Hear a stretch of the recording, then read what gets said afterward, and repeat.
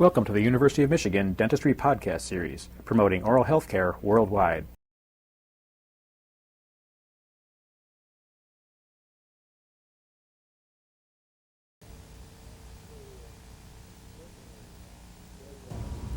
Okay, we have taken the bridge out of its investment and cleaned it up. We've taken all the investment out and pickled it, sandblasted if you have to, but get all the investment out. You can see that the inside of the bridge is clean, and you can get an idea of the joint size here. You can see on that distal joint there's one small area that needs a little bit of finishing, and on the mesial joint it appears to be just slightly wide.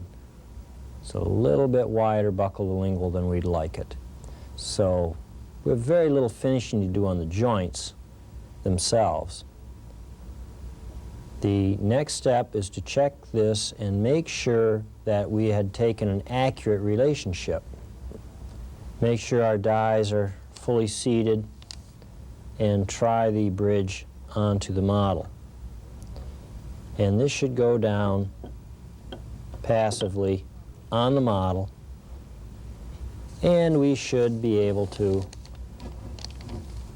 look at this and verify that the dies are all the way down and that the bridge seats all the way to the margins. And if you look here, you can see that the bridge comes down. It matches the margins on the dies.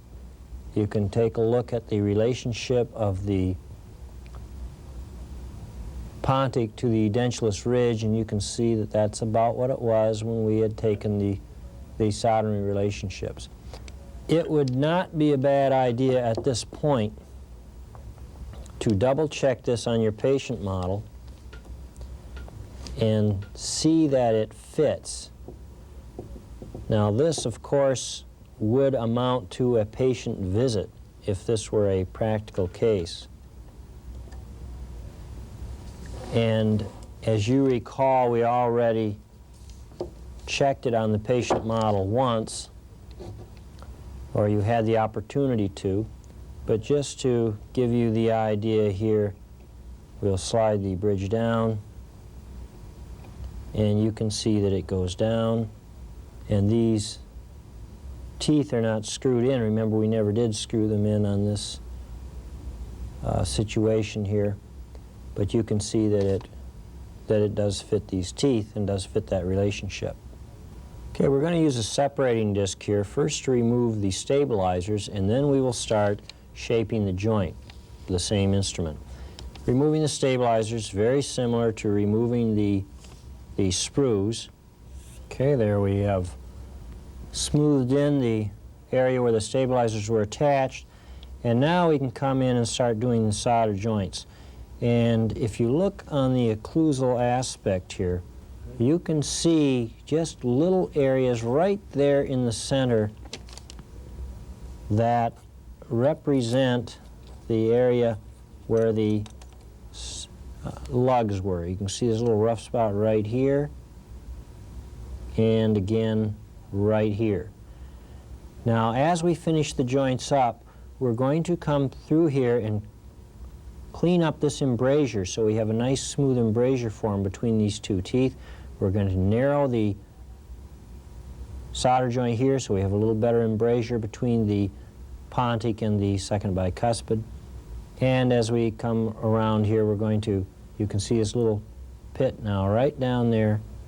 And we're going to finish that in, and we're going to take some of the bulk out of the mesial joint.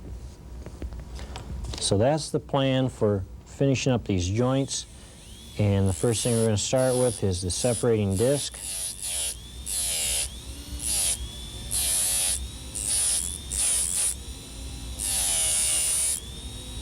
Be careful with this because you don't want to lose control and bounce up into your margin at this point.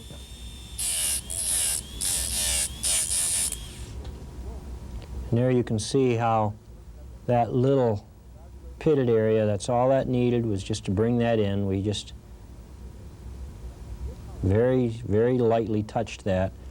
And let's just do the underside of the mesial joint at the same time. Access from the pontic side generally is the safest. We're just going to come through here and smooth up the mesial joint. Now keep an eye on its bulk at this point in time. You don't want to get so involved with smoothing it off that you remove all your bulk. Okay, you can see we've been coming up through that mesial aspect. We've taken some of the bulk off of the mesial joint. We'll view it from the occlusal now, and we can open it up a little bit from both buccal and lingual.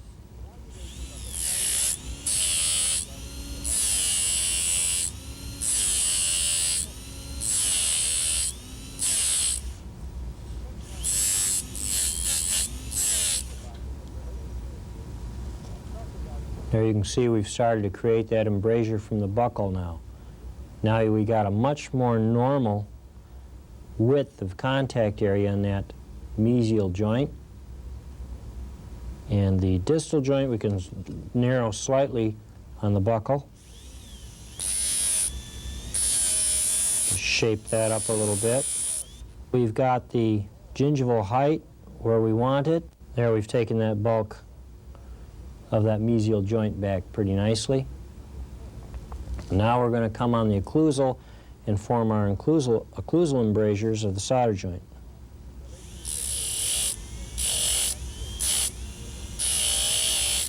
We don't want just one great big surface going across here. These are separate teeth.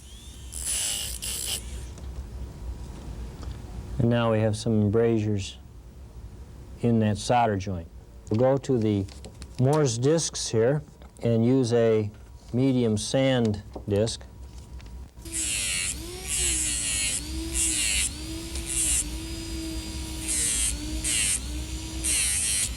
Again, I would recommend you do this with your dies in place. I'm doing this without them in place, trying to make visualization of what we're doing a little clearer.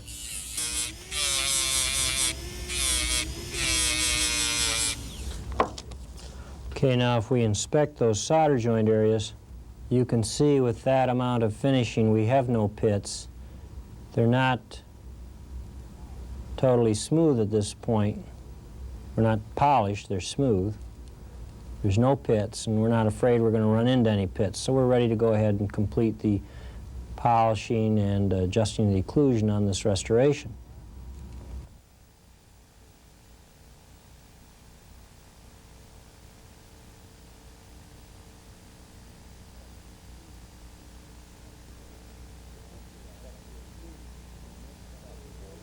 We're going to check the occlusion of the bridge, and the first step is to make sure that our models are correctly articulated.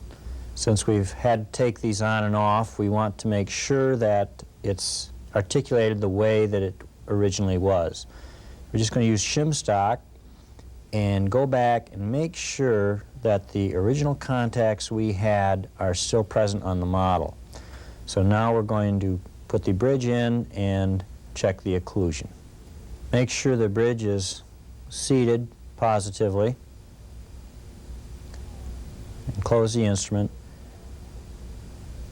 Now check the on-restored side first, and these contacts should be identical with the bridge in or out. Here you can see in the second molar we have contact, and there we're looking for a contact in both CO and CR. And here you can see a CO position on the pontic, and there we have contact. And be sure that you check this in both CO and CR.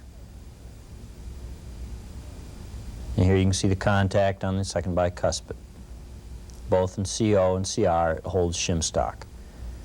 And this is just with the weight of the instrument. You're not pushing down on the instrument, because you can distort the instrument and get some false readings.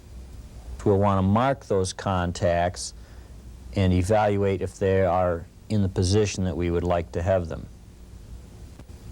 We'll use articulating paper and just close the instrument and move it from centric occlusion to centric relation. Try to register those stops. The stops we've gotten, and we're going to have a stop right on the buccal cusp tip. Here you can see the mark left from the distal lingual cusp, mesiolingual cusp, and the mesiolingual cusp of the first molar. There's the lingual cusp of the second bicuspid, and the buccal cusp tip stop on that second bicuspid retainer. You look in here, looks like maybe we have a little bit of a working interference there coming up that triangular ridge. We'll check that.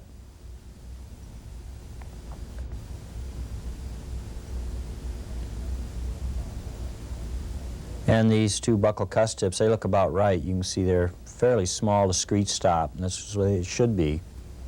Here we're using shim stock to check the working contact on the second molar. You can see that slides out. As soon as we start moving in a working orientation, the shim stock is released and it comes out. And this is what we'd really like to have. Come up in the second bicuspid area. Here you can see we're going up into a working, and it just holds the whole way. So we have quite a heavy working contact on the second bicuspid. It's out on the buccal cusp of the upper bicuspid against the buccal cusp of the lower bicuspid. If we come up and check the first bicuspid, we have no working contact at all and none on the cuspid. So this is a working interference. And if we look at the buccal contour of that retainer, we'll find that it's not over-contoured, and to relieve that working interference on the retainer could involve our stop area, which we obviously don't want to do.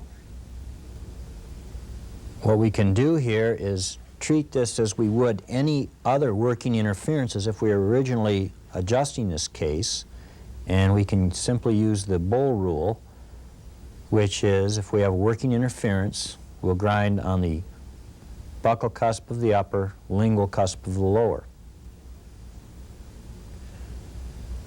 Here again you can see the general buccal contour of the restoration. It is not over-contoured. And we'll just mark that area with articulating paper, moving into the working excursion. The marking is mostly right on the cusp tip of our retainer. So if we adjust it on the retainer, we're probably going to involve a stop, an occlusal stop. And this is something we really don't want to do. It jeopardizes stability of the case. We have a stop down in the central groove area, and then right along that triangular ridge we have a broad area of contact as we move up into a working excursion. And this is the real problem that we have here. We'd like to remove that, and would most efficiently be done on the upper tooth. And we'll just take a small greenstone here and relieve that working interference. Notice we're going to cut right down close to the central groove area, but we will not remove the centric stop. We just want to remove the interference. And that's just on the triangular ridge of the buccal cusp, not in the central fossa area. And if we move it off in working, we still are holding shim stock on that second bicuspid, but if we check the first bicuspid, that also holds. And so now we're getting into a distributed working situation. We really would rather not have a working contact on the aponic, and it is not there, but in the second molar area we have contact again on the shim stock. Now if this is on the buccal cusp, that's no problem. But if we have a working contact against the lingual cusp, then this again is a working interference. So we'll mark it with paper to visualize where the contact is. You look here, you look down, and you can see the working contact is on the triangular ridge of that mesiolingual cusp. And we'll remove it following again the Bull rule, taking the lingual cusp of the lower and reducing that area to avoid the working contact. Again, do not remove the contact area in the central groove. You want to maintain that. That's your centric stop. The only thing you want to remove is the contact along that triangular ridge area to relieve the working interference. Now as we move into a working movement, you can see now we no longer have contact on the second molar. So we don't have a working interference, we also do not have working guidance on that second molar. Here, check it in balance, we have no balancing interference, none in the pontic area, and none in the second bicuspid or first bicuspid areas. So we didn't have very much occlusal adjustment to do on this restoration, because as we waxed it, we checked it. Remember, we did a preliminary adjustment of occlusion on the retainers and then finalized the pontic wax up, took accurate soldering relations, so we had very, very little adjusting to do on the occlusion.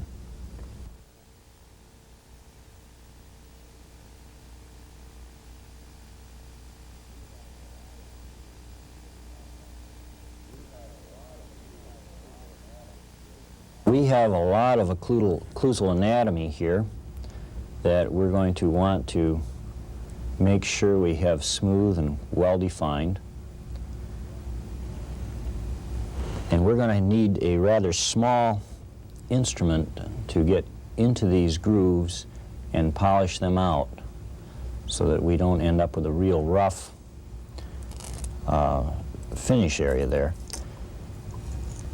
One instrument that can be used is about a number 1/2 or number 1 finishing burr, and that can be taken down into these grooves and take any rough marks out of there and so on. And if you've done this waxing properly, you should not have very much in there. I mean, you're just going to touch a little spot here and there. The problem with the round burr, as you can see, you've got a round burr trying to go into a sharp groove, and this tends to start to gutter out those grooves.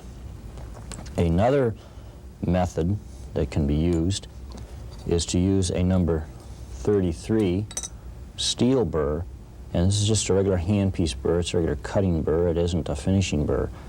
But this one, as you can see, is very dull after a lot of use, and you can dull one up by running it on the edge of a glass plate.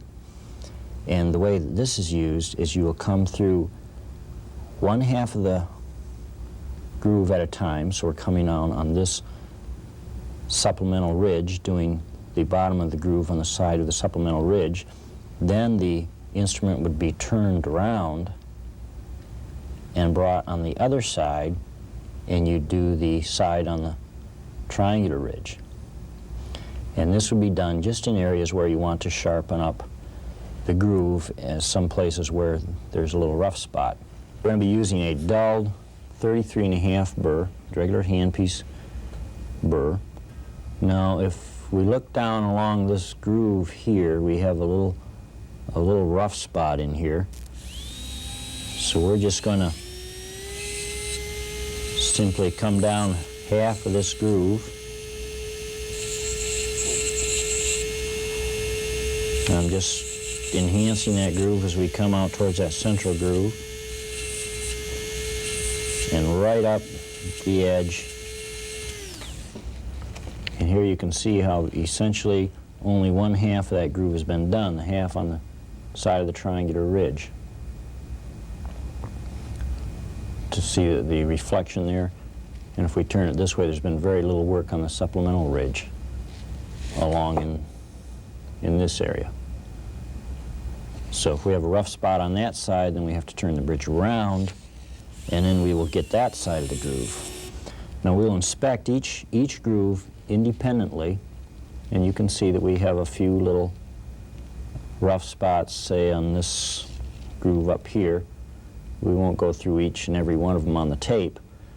Suffice it to say that that's the way we will do it and refine those grooves. Now, if you have had to do an awful lot of adjusting and you don't have much left in the way of supplemental anatomy and you want to add a groove, then utilizing the Same burr, only you should use a sharp one at this point because you're not trying to just polish. What you're trying to do is create anatomy. Then you would take the burr in this fashion. I'm not going to run it here because I don't have to create a groove. But you would take the burr and run it this way, creating the groove along this axis. You see, you'd be pulling the burr this way. And that would create a trench, basically a round-shaped groove. After it's basically in the shape you want, or the area that you want, then you would shape it by using the side of the burr this way, and the side of the burr this way. And what I'll do is I'll demonstrate that on another casting so that you can see how that'll work. And now we want to replace the anatomy that we've ground away. So as we described earlier, I want a groove here. So what we're going to do is wherever we want a groove, we're going to drag the burr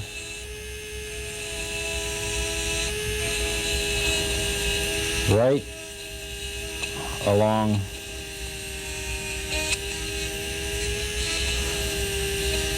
parallel to its axis, and we're going to try to cut that gold out of there.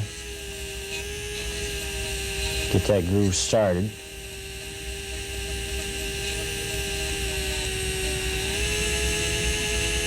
You can see how much gold we're removing now. It's coming out of there quite well. And this will give us just a trench where we wanted that groove. And what we would do is we would tend to come along and put in all the grooves that we want at this time. Okay, you can see everywhere where we wanted a groove now, we have taken the burr and pulled it through this way, creating a groove. And now this gives us a rounded bottom, kind of a trench, but it locates the area that we want to work with. And now we're going to use the side of the burr to create a sharp edge or sharp bottom to the groove and to round the edges of the ridge that leads into the groove. So here we're going to come up and we're working on the side of the triangular ridge of the middle cusp here. And you can see we're just coming right down into the bottom of that groove, and then we'll come up into the supplemental groove. Still working on that triangular ridge, sharpening that up. Now we're satisfied that we've done that half of the groove, then we'll have to reorient our crown here, our bridge, and work on the other side of the groove. Now your anatomy is never going to be as good as it was when you first waxed it, because remember, you've ground this into occlusion. You don't have the freedom to do exactly what you would like with all these surfaces. You have to consider the occlusion. But we can create a much better anatomy than we would have had if we would have left it just as ground. You see I'm coming through this developmental ridge. I'm rounding off the triangular ridge that's leading into it. And now we'll come up the supplemental groove. We're still working on that triangular ridge, middle buckle cusp. You see how by the shininess of the gold there that we have not involved the center portion of this ridge. In other words, right here we have not ground on it, but we come on each side to sharpen it up as it leads into that groove. And we'll continue to do this type of a process on all these groove areas that we created. And this is with the sharp 33 burr. Now we have finished going over this with a sharp number 33 burr, and we've created the grooves. You can see how much we've encroached on the triangular ridge, trying to round them back. Remember how flattened we had them in this developmental or supplemental ridge on on the marginal ridge here. I did not alter the other half of the marginal ridge here so that when we get done here you can use that as a reference to see just how much we've worked on this. But now we're going to switch to the blunted 33, and what this is going to do now is really start to polish this up and smooth the area. When you get done with that sharp burr, you're going to find that there's a lot of facets, a lot of roughness here. We'll see that we have a sharp groove down here, and we have finished that in on both the supplemental ridge here and triangular ridge here. Now I will go through and do the rest of these, and then we'll sandblast the area so that you can get a good visualization on what we have done here. Where we wanted to replace our grooves here, we have worked on each side of the groove, and you can see that there is an area where we stopped grinding. This is the flat surface left by our occlusal adjustment, and sometimes you're going to have to leave it like that a little bit because you don't have the total ability to go in and change that all. Now, if these were areas of interference, you could, of course, if they had been areas of interference, you could round those off, but occasionally in an area like this where it might be a stop, you would have to leave it a little bit flattened. Here you can see the difference between the half of the marginal ridge that we modified. You can see we brought back the lobe look to it, the groove and the rounded area, and here is just the flat as adjusted portion of the marginal ridge just for sake of comparison. So we can put that anatomy back in there, and it looks quite good. It is not as nice as it was when it was originally waxed, but it's certainly acceptable.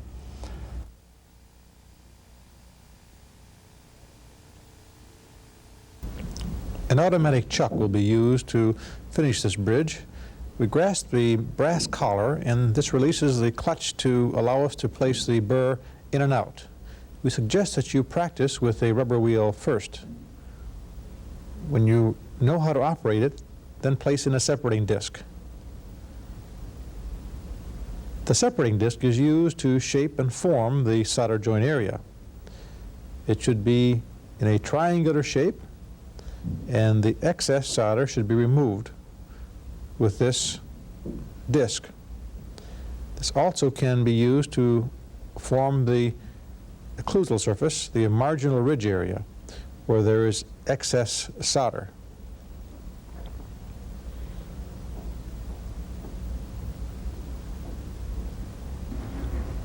Sand disc is placed in the mandrel, and the roughnesses that were formed by the separating disc are now polished.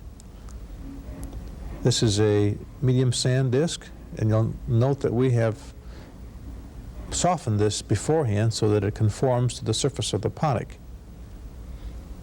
This will then remove the scratches so that we are ready to use a rubber wheel. The sand disc also can be very carefully teased down to the margin, taking care not to touch the die or overfinish this marginal area.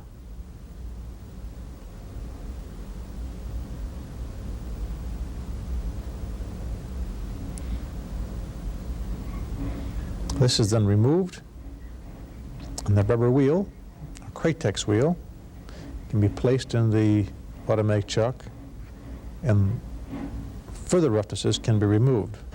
Care must be taken not to over-polish the contact area. The undersurface of the ponic and all other areas then are polished at this time. The bridge is tried back on the model, and the occlusion is checked with articulating paper and shim stock.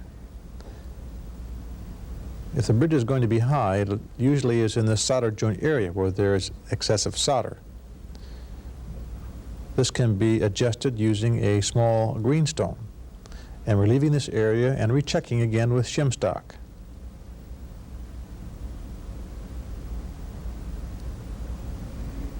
A small finishing burr can be used also to retrace the occlusal anatomy and refine the grooves. Care must be taken not to touch the centric stops, but all other areas can be finished on the occlusal surface with finishing burrs, giving some detail and shine to these non-functional areas.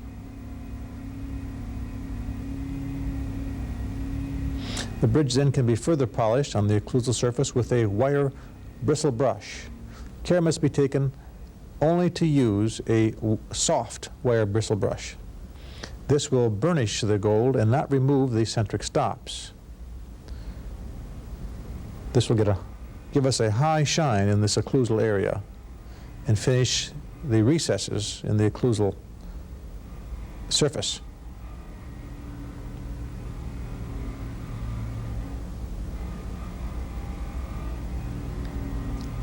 The bridge is again tried on the model, the margins verified and checked, and if we're happy with this portion, then a Robinson bristle brush is used to polish with BBC. You'll note here we're protecting the margin with our thumbnail. This bristle brush with BBC will polish this undersurface of the solder joint. You'll note how nicely it fits into this area. It's important to refurbish the brush with BBC frequently.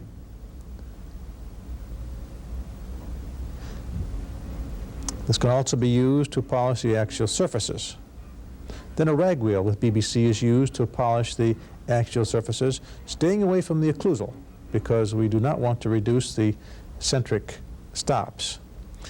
The margins can be protected with the thumbnail or a fingernail when polishing the undersurface of the ponic. It's important to remove all the scratches from this area. This will inhibit the formation of plaque.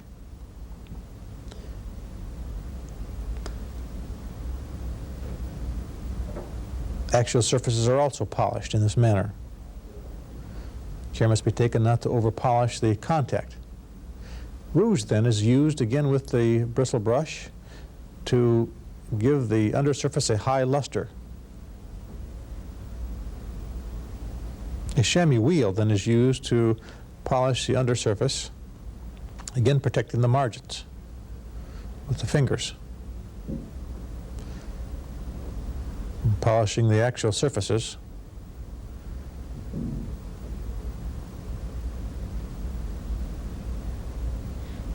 This will eliminate all the scratches.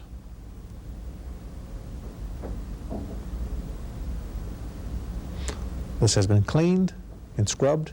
You'll note the ponic conforms to the shape of the ridge. Margins are checked. Has a high polish. Our buckle surfaces all line up. And the buckle cusps are harmonious as you look down from the mesial. The occlusal surfaces are polished at this time. We have still maintained our centric stops on the occlusal surface and on the buckle cusps. The axial surfaces are highly polished and there are no scratches evident on any of these undersurfaces. The solder joint has been polished to a high luster and the undersurface of the ponic has a high luster. All the scratches have been eliminated. The occlusal surface has been sandblasted. This aids in marking the occlusion and also reduces the reflection of gold when the patient opens her mouth. You'll note that the axial surfaces still have a high polish.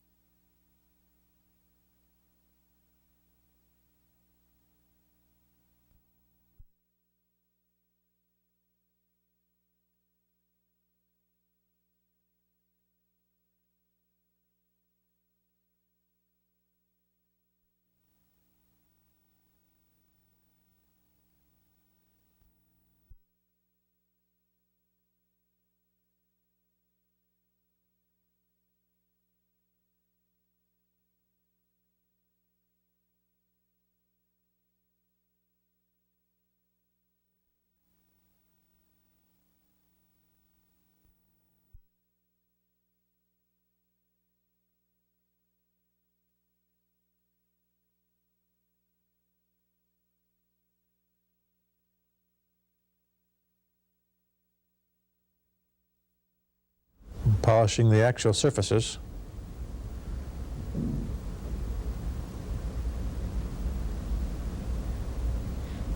This will eliminate all the scratches. You've been listening to a presentation from the University of Michigan School of Dentistry, which is dedicated to supporting open learning and open educational resources. This recording is licensed under the Creative Commons. It may be reused and redistributed for nonprofit use. Please attribute materials to the University of Michigan School of Dentistry and redistribute under this same license. For more information on how this and other University of Michigan School of Dentistry recordings may be used, visit www.dent.umich.edu/license.